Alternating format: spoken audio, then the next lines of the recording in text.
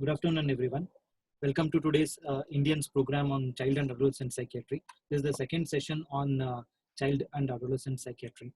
Today we have Dr. Rajendra, who is Assistant Professor of Child and Adolescent Psychiatry at NIMHANS.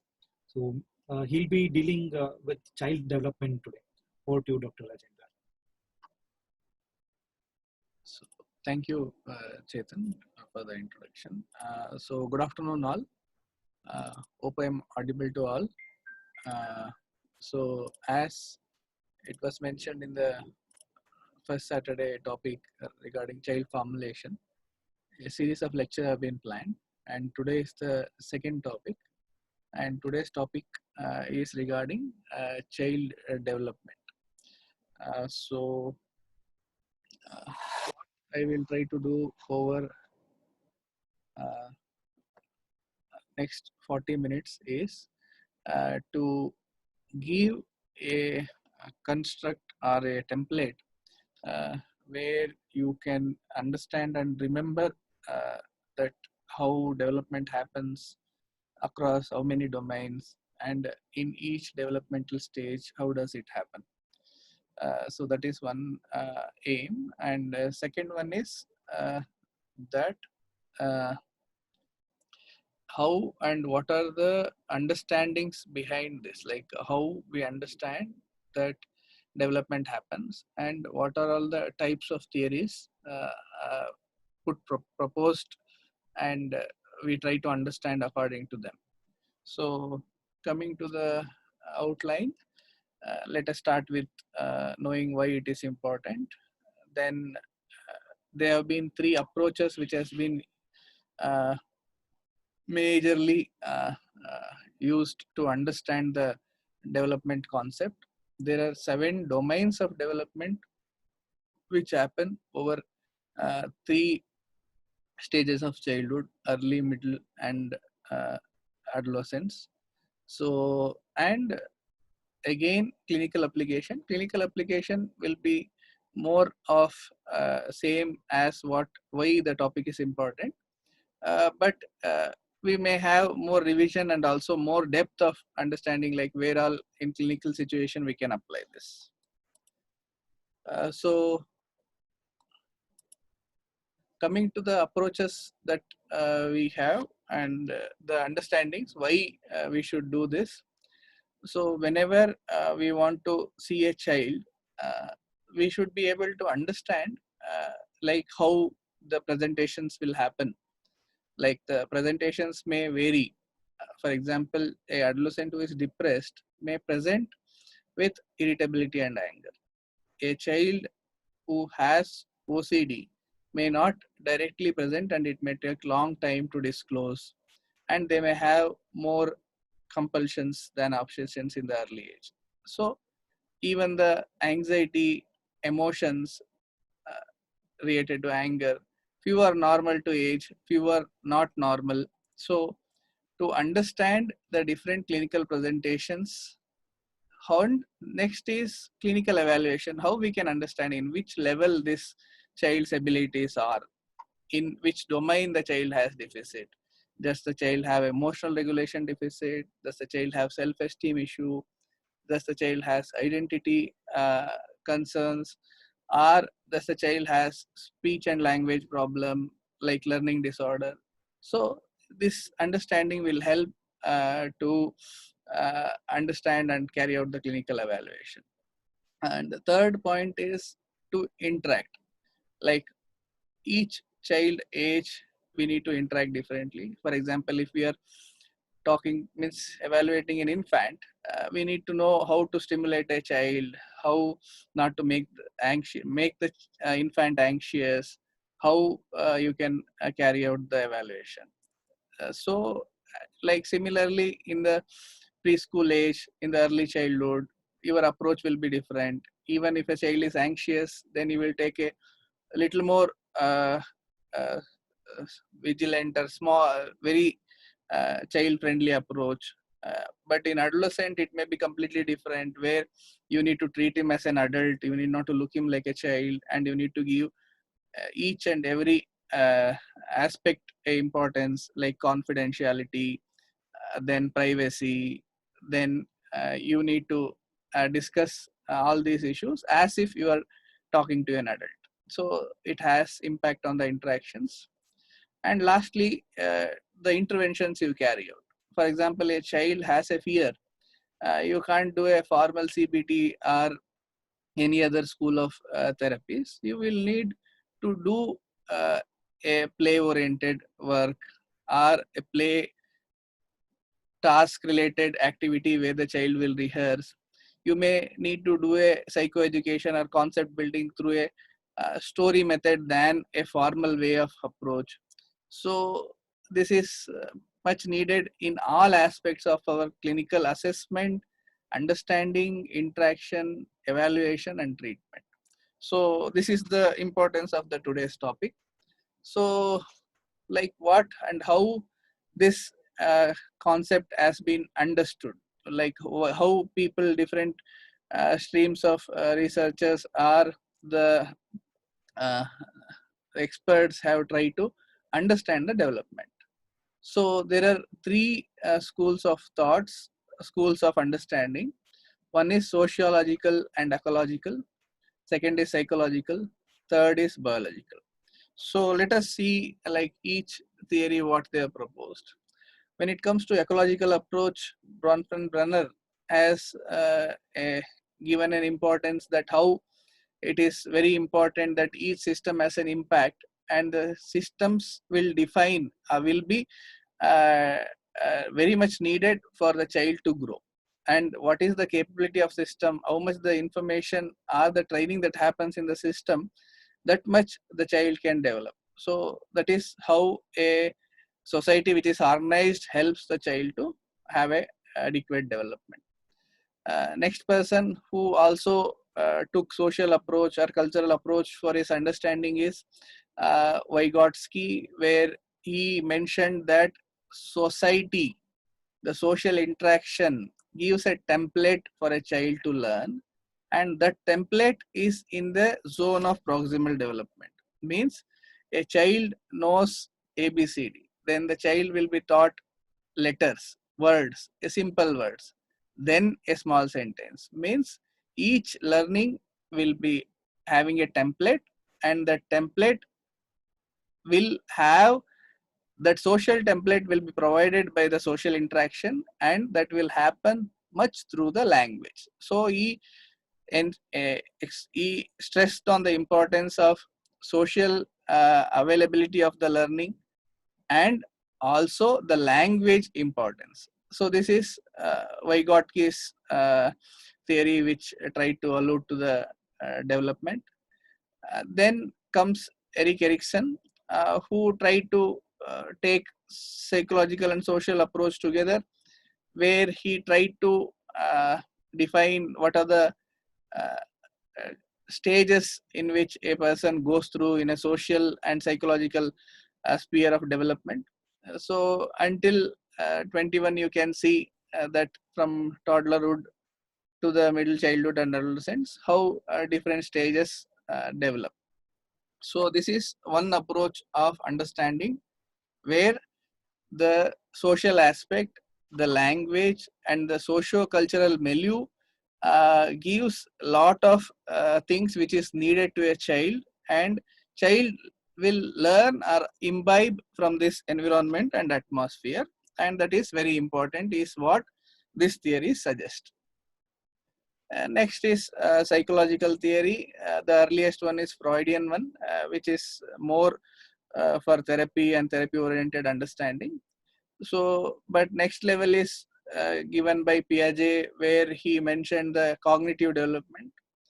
So you can understand that he observed his own children, and the keen observation made him to understand how a child is able to interact with the environment, and how he can manipulate the things around for his needs, and how he can learn. And he has given the 4 stages of Piaget, which is very important. So this is the psychological approach, where a person's ability to do a task, to learn and to apply will evolve with time, with evolve with age, but you can group them based on their abilities in each different ages in which they develop the abilities. So I will come back to this slide again in the later time. So the last school of thought is biological. So we discussed what is happening in ecological what are the ecological importance or social importance, where there is a need of template, there is a need of resource. The resource should be fed in through the language. The template should be closely means the child should be able to pick the template. To that level, the template should be provided. So that culture gives. With this, the child will learn with age, and his ability to learn and apply will improve. So meanwhile, what is happening in the biological domain? So this following few slides will have pictures depicting understanding of the biological underpinnings of the development. So you can see in these slides where the growth, how does the growth happen? Like you can see that with age, white matter gradually increases, which is the cortical white matter, which is uh, slightly red colored one. Cortical gray matter, you can see it grows up to 1.5 years to 2 years. Later on, it is much more same. But you can see that fractional anisotrophy means the tracts formation is increasing with age even until the end of childhood and youth. So the dark blue line or the violet line and the light red line, you can have a focus on this, and you can see that with age these two are a continuous process. But when you focus on cortical changes, that is much more restricted to early 1 or 2 years. This is at the first level. Second, with these images, you can see that a child who is in 2 week old versus a child who is 1 year old, his brain size doubles. And what happens? So the cortex grows in this time a lot. And you can see in the next picture where the surface expansion heading is there, you can see the red colored areas are the one which expand more. You can see the temporal, the visuospatial, and the prefrontal area are the most which expand a lot. So this is the gray matter changes which happens within early year or two. So in the third picture of myelin maturation, you can see that within a 1 year of time, from day of 3 months, like 107 days, to day of 12th month, you can see how much the myelination is increasing. So the huge amount of myelination that happens during the first year of life and up to second year of life. So in the picture A, if I want to point out, you can see this here, because of lack of myelination, the white matter is also looking gray. But you can see by 1 year, it has taken almost an adult form where the white matter has gotten myelinated and the size has doubled. So this is one level of discussion. Coming to understanding it further, so you can see, like even I mentioned in the previous slide, that these three areas are important: temporal, prefrontal, and visuospatial. So you can see here that the auditory visual areas of cerebral cortex develop, means increase in surface areas happens much more earlier, followed by language areas, later on followed by prefrontal cortex, which continues to have cortical reorganization with synaptic increase, and followed by pruning even until adolescence. So this is like how with age the myelination is increasing in those tracts in those particular areas. So this is a picture regarding neuroimaging understanding of child development. There is one drawback that we always should keep in mind, even though we understand all this, that doing an imaging and doing a perfect imaging during the childhood, during the infancy, is a very difficult task because of the movements and the artifacts. So even the Reuters gives a point after having a summary of these studies, that we should take it with a pinch of salt. So you can see that in resting state network, there are different networks: somatosensory network, then visual auditory network, visual network, then this is frontoparietal network. This is also frontoparietal network related to executive functioning. This is default mode network, where you can see that with age, the area in which the activation happens gradually gets more specified. So that is the importance of this slide.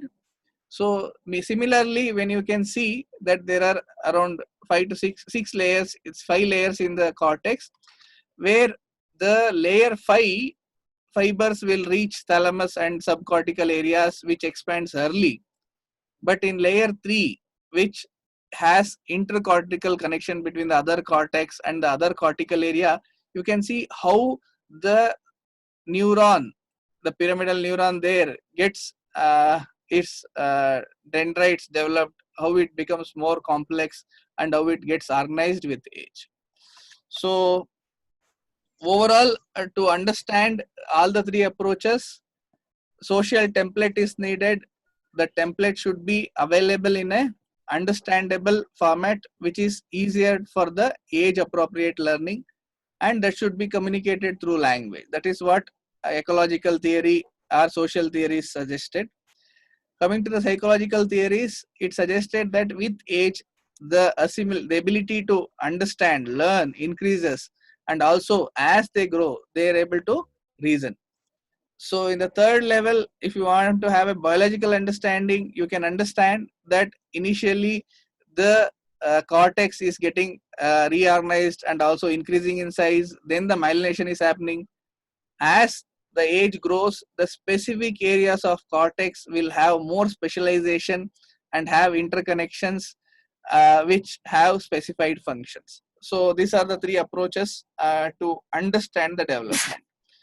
So coming to a concept, like when now we discussed, there is the aspect of social and environment, and also the biological aspect. So always there is a debate like which is important, nature or nurture. So the research has clearly shown that both are important. So genes have the storage capacity, but it can be made use of in the presence of environment. If the environment is depriving, then it will have a deleterious effect on the child's development. So this concept has been understood, like what in children, the temperament, the traits, the personality traits we have, the studies which give us knowledge about the genetic aspects of it, from twin studies, family studies, or hereditary studies, it shows around 30 to 40% may be explained by that. So 60% environment need is the one which can explain. So when it comes to understanding between gene and environment, one way is gene environment interaction. Means there is an environment, and that environment can have a different effect on the child development. So means if you give an example, if there is a deprived environment, it will have definitely negative effect on the child development on socio-emotional and language growth. That has been proven by studies. But if the environment gradually become stimulatory, and also which has the stimulating capacity, the child who learns in this environment may also pick things in a different manner. That is what gene environment interaction tries to explain. Next is gene environment correlation. So there are 2 types of correlation which have been explained. One is passive and one is active. Passive means if a father is a musician, child gets exposed to music in the home, and also he learns the music, which will be easy. So there is a genetic component to it, and there is a passive component in your environment which is already existing. So that can have an impact. Next is active correlation. Active correlation means that a child has certain type of genetic nature, and he evokes certain types of environment. This has been studied. For example, if I want to quote a study where they have a parents, mother of a twin versus mother of non-identical twins, identical twins, non-identical twins, and uh, siblings, normal siblings. The identical twins evoke same response compared to non-identical, versus those who don't have, who are not twins or siblings, have completely different response they evoke from the parents. So this genetic component which evokes particular type of response is also important in understanding how gene and environment interact. So these are the two ways in which the gene and environment related influence have been tried to understand till now.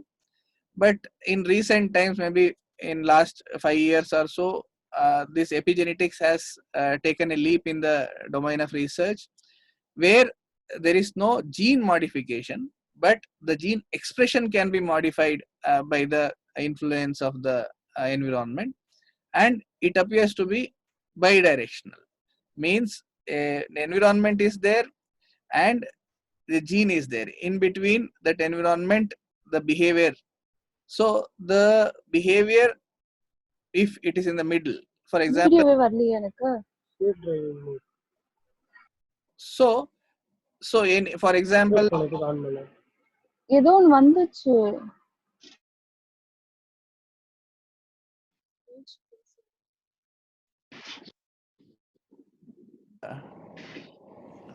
sorry for the disturbance in the audios.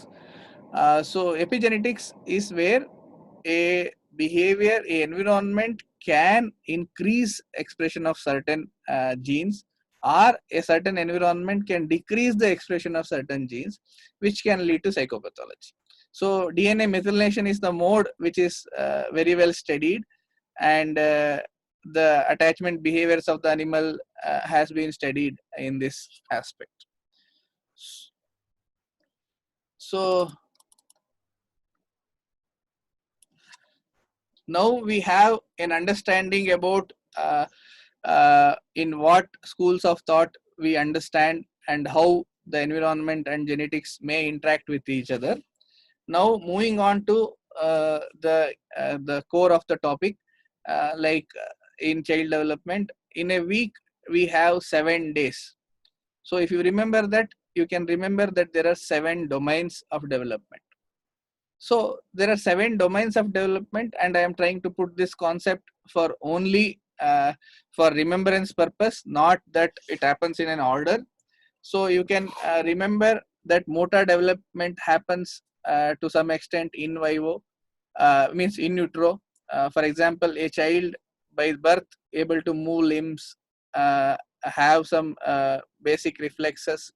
So motor development is the one which is there almost in utero itself. So emotions, birth cry is not an emotional expression, it is a more of a reflex. But you can see that when the child gets born, the parents will be in a joy, but the situation is quite paradoxical, where the child is crying but parents are laughing. So that is a situation where even it is naturally expected. So emotions, even in the early infancy, the pain reflexes make the child to seek for the food. So later on the emotions develop. So emotions are much more related to the subcortical structures and controlled by the frontal structure. So you are talking about limbic system, which also has a component of reward.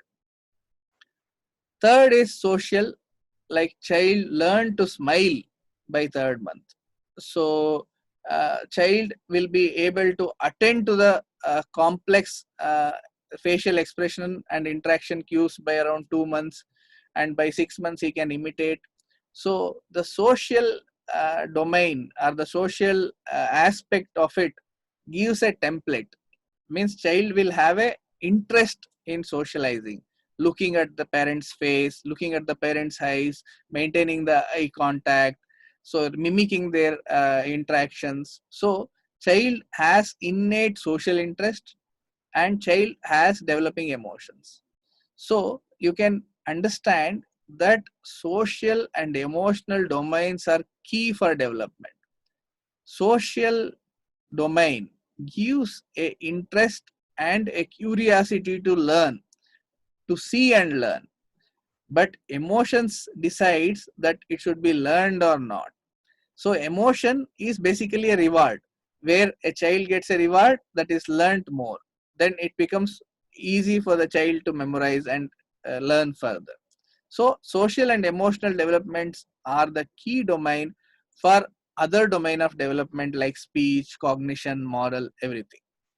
So these are the three first domains of development. Later comes speech and language, then cognition. So child will learn the sounds, then the meaningful words, then the sentences, then the complex grammar, so on and so forth.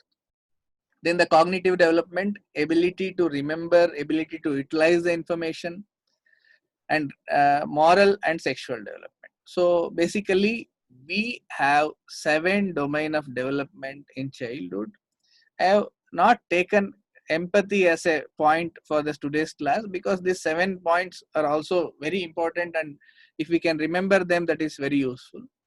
What I will do is I will try to go through the each domain of development in elaborate fashion, where we can trace how each domain develops across age, means from infancy to the adolescence. At the same time, we can understand how in each stage of childhood, early childhood, middle childhood, and late childhood, they have different abilities in this each domains. Coming to the motor, they have fine and gross motor abilities.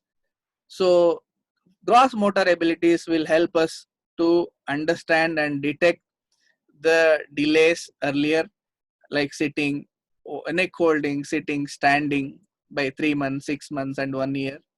So like that fine motor movements with pincer grasp at 9 months, scribbling at around 1.5 to 2 years, putting a circle at 3 years. So with age, the child's ability to control the body movements comes from head to toe, and in the limbs from proximal to distal.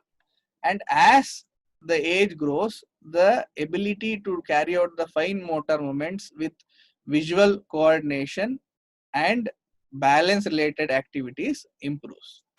So this is overall in gross related to the motor development.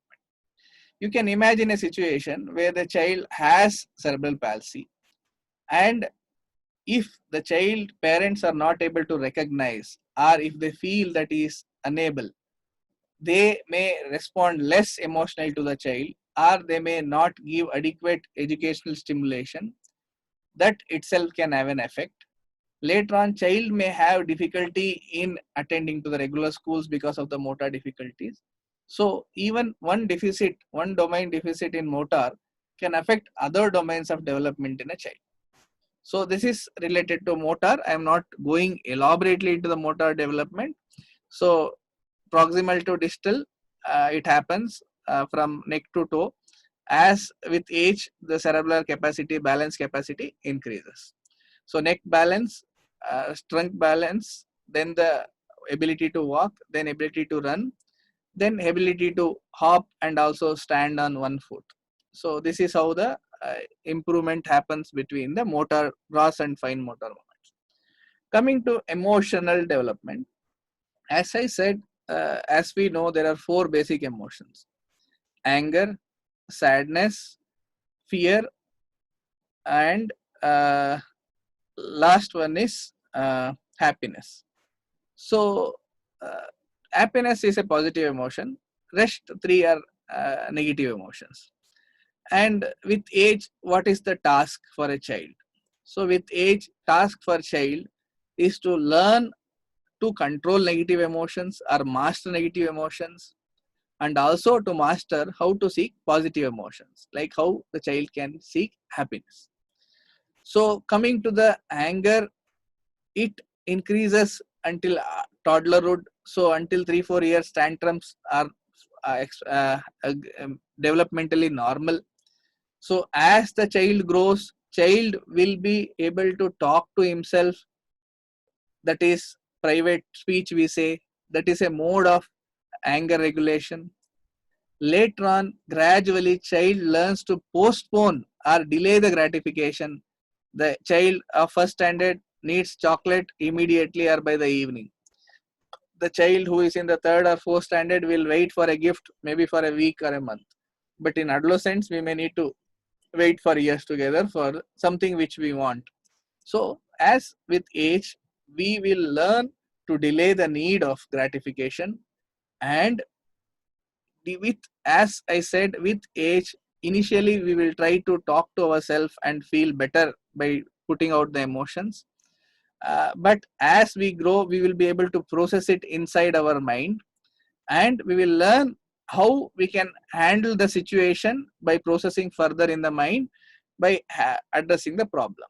So this is how with age we learn to master the anger. Until third to 4 years, like toddlerhood, they are not mastering.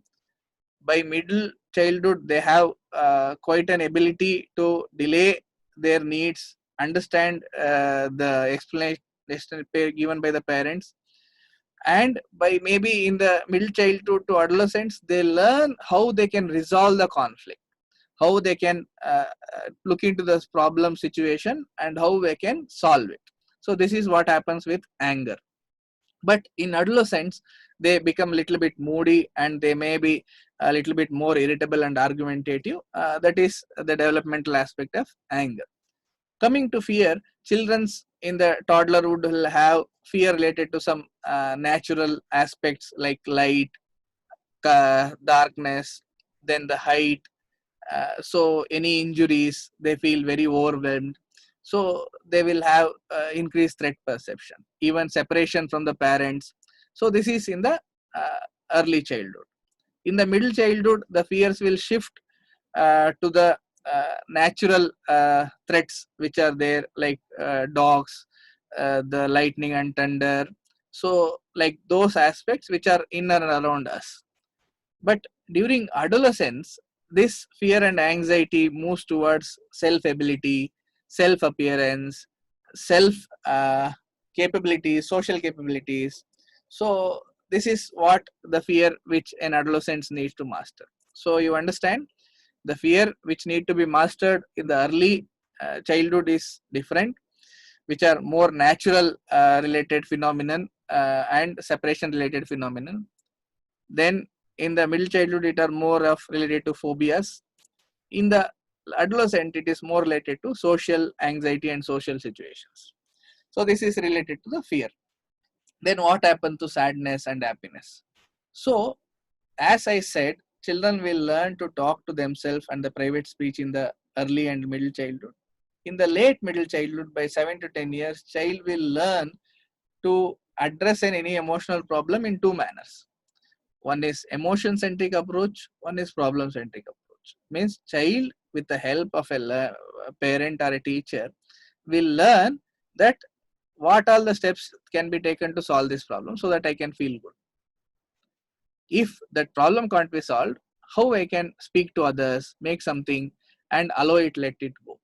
So the child will master this by around 9 to 10 years. So this is the duration when the child will also have ability to metacognition. So as I said about anger and fear and sadness, the child's ability to seek happiness also evolves with age. The young childhood, they will try to interact with play, they will try to make parallel play, they will make the what we call it as role plays.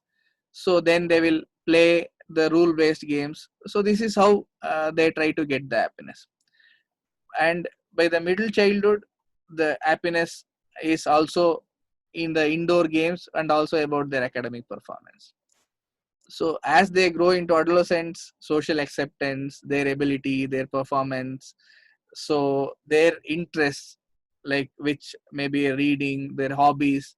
So as we grow, our ability to seek happiness, the tasks will change. But as we are reaching adolescence, we will find some ways which are interesting to us, and which makes us feel good even when we are having negative emotional states. So this is regarding the emotional development, what happens in early childhood, middle childhood, and late childhood, what happens to these 4 basic emotions, and how we learn to handle them. This is emotional.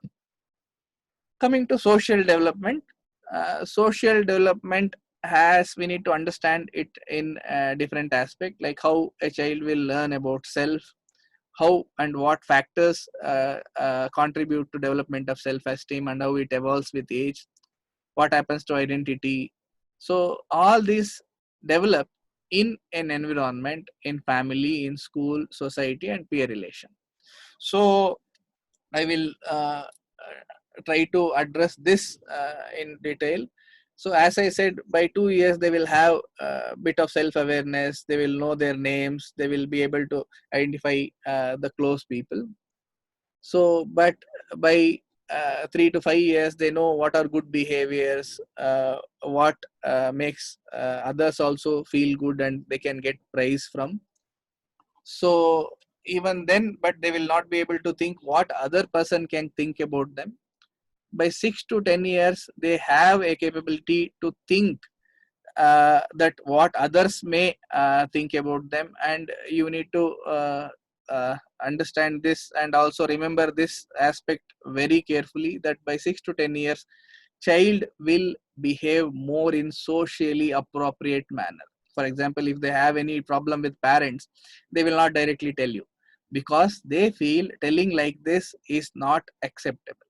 So to take anything out related to their family and those things in this age group takes lot of time, and many time in this age the children also feel that they are responsible for whatever is happening in the family. For example, if the parents have fights, they think that why I am their son, I am born, so because maybe because of me only they are fighting. So they reference themselves, and also they try to give lot of social appropriate answers. So in this age they also try to understand like about each person's attribute, what are good attributes, what are bad attributes, and they will start comparing to others. So by 11 years or so, they are much more abstract in the concept. They can understand that there are both positives and negatives aspects of self, and they will be able to focus on their positives to build their concept much stronger. So as I alluded to, self as a concept which increases with age, the understanding where the attributes will be understood little bit as good or bad, then they will be understood as they are coexistent, then they will be able to focus on the aspects which they are good in. So coming to the esteem, self-esteem, any child, the self-esteem depends on 4 components as you see in the table. One is the child's physical fitness, child's competency, maybe in sports, in social abilities, or in academic competency. So the self-esteem, I will go to the next slide and come back to this one. You can see that with age, self-esteem also starts crystallizing. It much more takes a role in 6 to 10 years, where the child will be able to understand these competencies and feel good or not regarding their competencies. By adulthood, that competencies will also much more moved into social domain, where it involves friendships, job competencies, and also the uh, uh, close relationships which they can share. So the self-esteem concept try to start by preschool. By middle school, it is much more dependent on the competencies which are more physical, sport, or academic related. And as they evolve, grow into adolescence, it the social component of self-esteem chips in, and that also has lot of factor to do. You can see many adolescents who are not confident to talk to their peers feel very low, feel very anxious, or feel low regard. Because of that, they feel less confident. So that adolescent gives more tasks which need to be mastered in the social domain. So as I was mentioning, this more pertains to the middle childhood, the social competence takes much more precedence during the adolescence.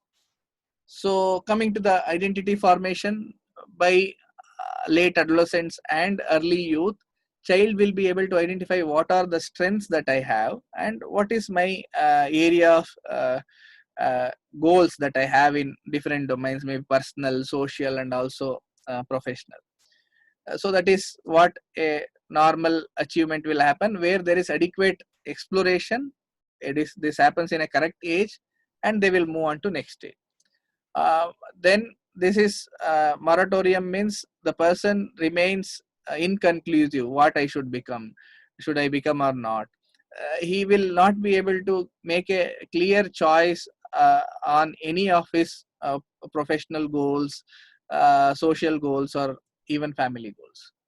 Foreclosure, where the child even around 14-15 years only decides what he should become, and he has not adequately explored his strengths or the social availabilities which he can use for that formation. Diffusion, there is nothing which is there, like there is no goals, no values, so there is no clear defined aspect of oneself, and they will not be able to work towards any directed. So as I mentioned, we discussed self, a concept which evolves over time, where self remains as good or bad, self remains as abilities. As adolescent, self is understood as both the self as positive and negative aspects, and I need to focus on the positive. In the same way, in self-esteem concept, it is more dependent on competencies other than social competency in middle childhood. The social competency takes a major role as they enter the adolescence. And as they enter the adolescence to the youthhood, how much they explore, how much they can look into their self-esteem, self-concept, and make an goal in a very planned manner will give identity achievement. But it doesn't happen, then this other forms of identity can evolve, and that is given by Erikson. So coming to the peer play, peer relations, what happens? By 3 to 5 years, they want to play. They will play initially parallelly, then they will make some constructive games, and then they will try to do role plays. Later, they will play rule games, and they will try to enjoy this. And in the preschool, you can see that there is no gender related peer affiliation.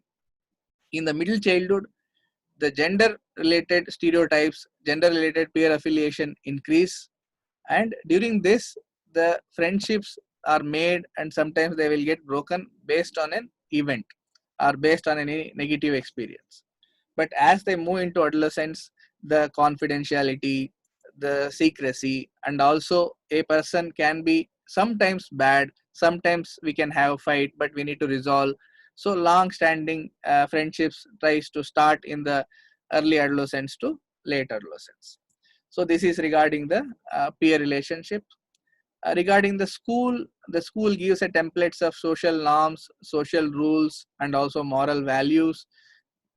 In the morality, I will allude to it. Coming to the family, the attachment is very high, or the complete dependence is there until preschool. In the middle childhood, they start to affiliating with peers, but the same amount of interaction will remain with parents. But in the adolescence, much more interaction will shift to the peers compared to the family.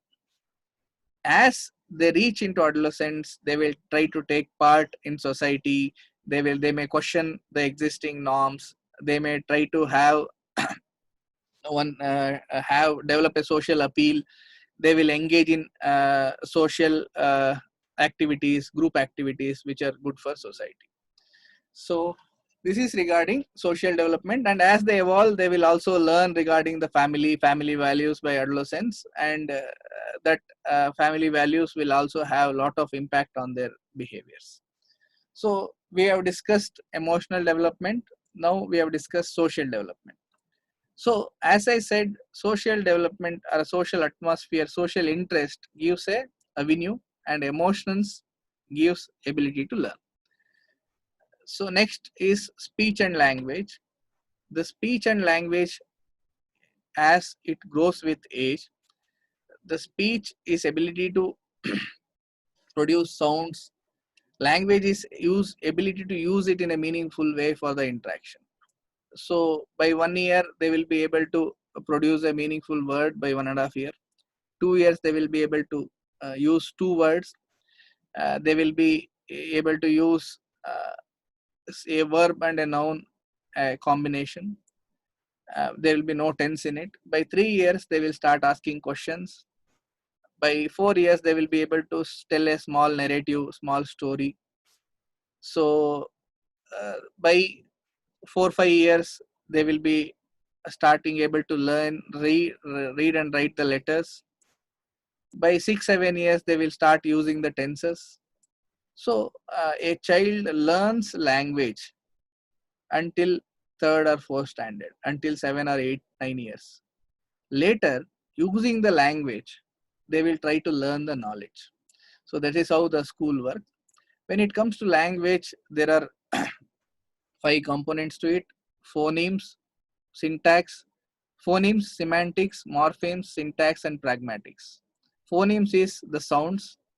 Morphemes is how by varying the sounds we can change the meaning of the word. Semantic is the exact words which we use. Syntax is how we arrange the words in a manner which has a tense, which has a verb, which has a noun, which the sentence can be made in an understandable form.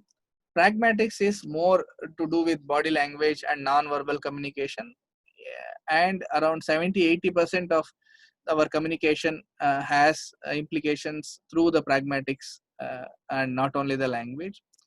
But during preschool and during middle childhood, the growth of speech and the word vocabulary is exponential. Beyond 12-13 years, the speech acquisition will not happen.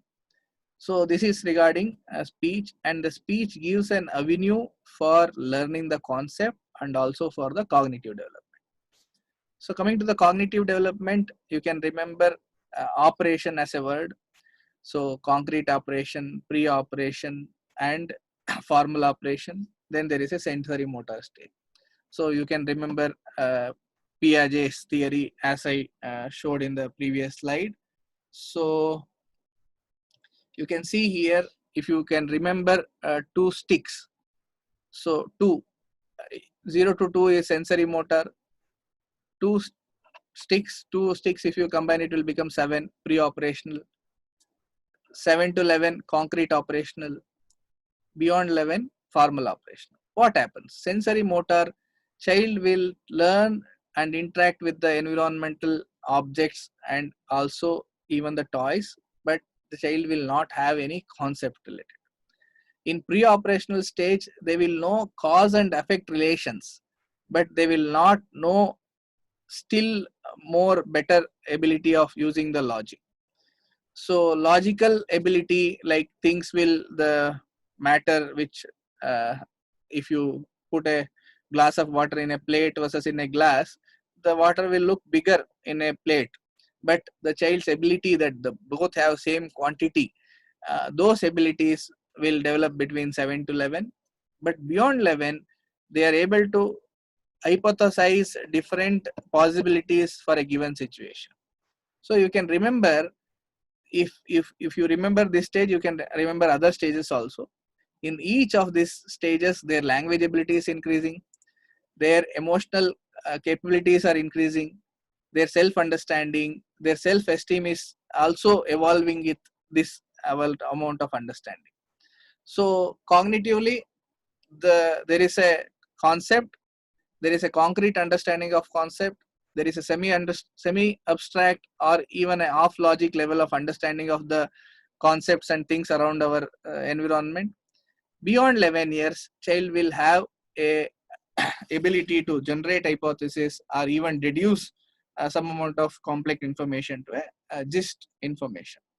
So this is the cognitive development. Last 2 are moral development and sexual development. Give me a minute, I will just check on a time. sorry, I will try to, 350. I will try to finish it, wrap up within another 5-6 minutes. So moral development, you need to remember 3 stages. So conventional, pre-conventional, post-conventional. This has been given by Kohlberg.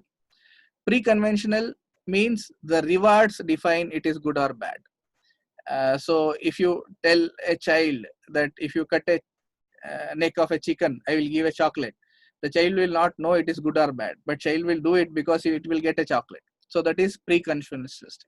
Conventional stage, teacher will tell that these are the norms, these are the rules that we should follow. If you don't follow, this is the punishment. That's why we all can have a normal life without breaking the rules. That is conventional stage. Post-conventional, where the child can think given a situation where the situation or the context makes the person compelled, even if he breaks the rule, that is okay. That is post-conventional level of moral. So until middle childhood, it is more of a conventional one. By adolescence and later adolescence, they will reach the post-conventional one. Coming to the sexual development, we should understand that there is 2 aspects, knowledge and behavior.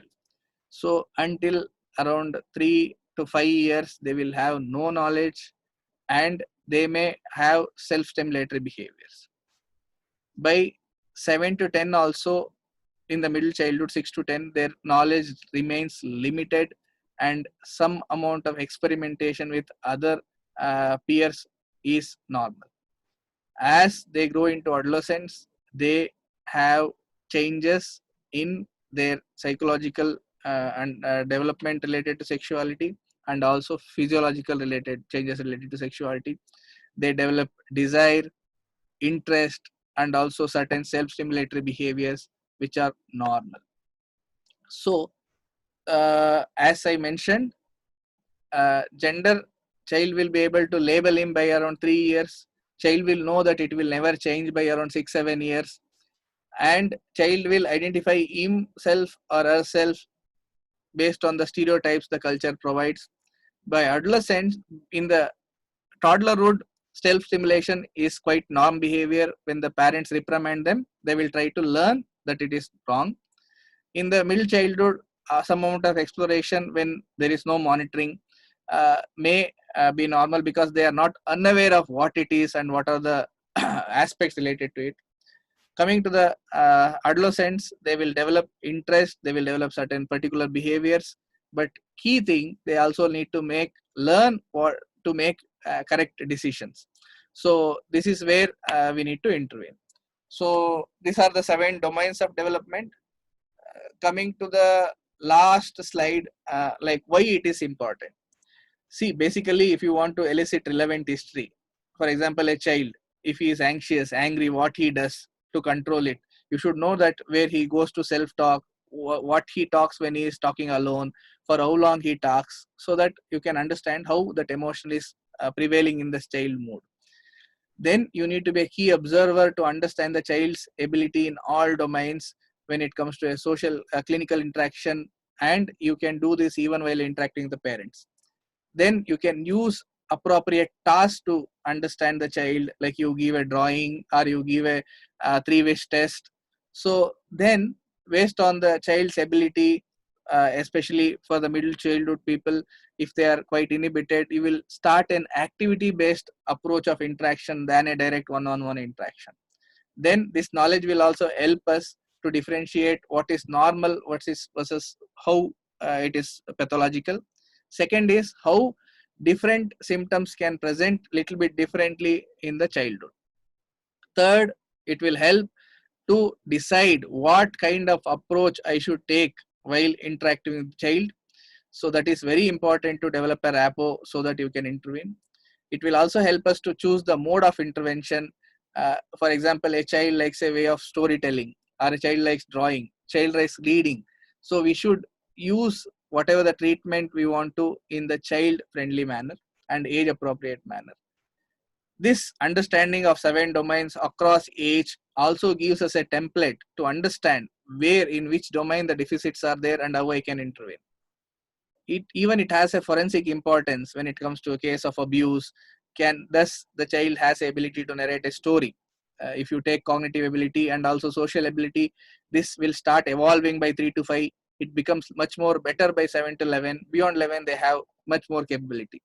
So all aspect of child psychiatry is dependent on developmental perspective. That means when you see a child, you should be able to understand what is going through his in mind, given the environment in which he is growing and his nature, how I can interact with him so that he is able to connect to the clinical interaction. What are the interventions I can select based on his interest and his age appropriateness to improve those behaviors. So with this, I will close my presentations and open for brief discussion. Thank you, Dr. Rajendra, for your presentation. So to give two references, Laura E. Burke, the Child Development book, that is the best, and the Clinical Interaction and Day-to-Day Interaction.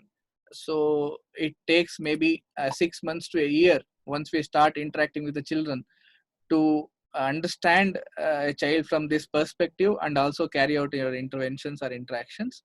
But once we do the practice and the trial errors, I think we will be able to master. There are a few questions. Dr. Neha has asked, can you explain the identity status once again? For this, probably now the time is over. Probably we'll put this up in the YouTube. So yeah, definitely. Basically, this identity, what the last thing I explained is given by Erikson, where the identity is correctly formed versus it get diffused or it doesn't form at all. So that can be that is where it happens between adolescent and the youth. Coming to the moral development, yes, definitely in each of this stage there are sub stages, but because of the time constraint, I try to give that just that there is a conventional, there is pre-conventional, post-conventional. Pre-conventional more depends on the rewards, conventional depends on the rules, post-conventional depends more on the empathy and humanity and situation.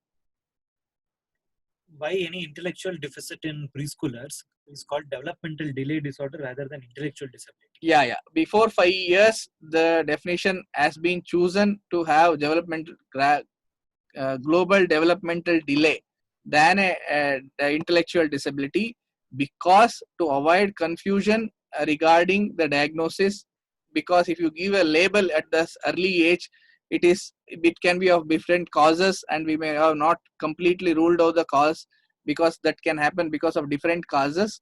So given the situation, that nosology clearly states that we should use global developmental delay before 5 years. To add on to, it is also difficult to grade the development below 5 years, like how much percentage of development has been delayed in this child in such an early age. It is quite difficult. So second reference which I was telling is the Rutter's book, which we can refer, where you can read about this fear, this emotional development, this anger and irritability, emotional development which happens. For all the people who are asking about the PPT, we'll upload this session in our YouTube channel, Nimans Indians. So you can kindly subscribe to our channel and you will find not only this, but also other videos which we have taken. We have conducted until now about 38 sessions. So you will find all the videos in our YouTube channel, Nimans Indians. Kindly subscribe to the channel and you will be able to see them. Thank you all again, once again. And if you have any queries, you can mail me on drrajendrakm@gmail.com, drrajendrakm@gmail.com. I will be happy to respond to them. Thank you. Thank you, Dr. Rajendra. And also we thank Linux Laboratories, Chennai, for their support through educational grant.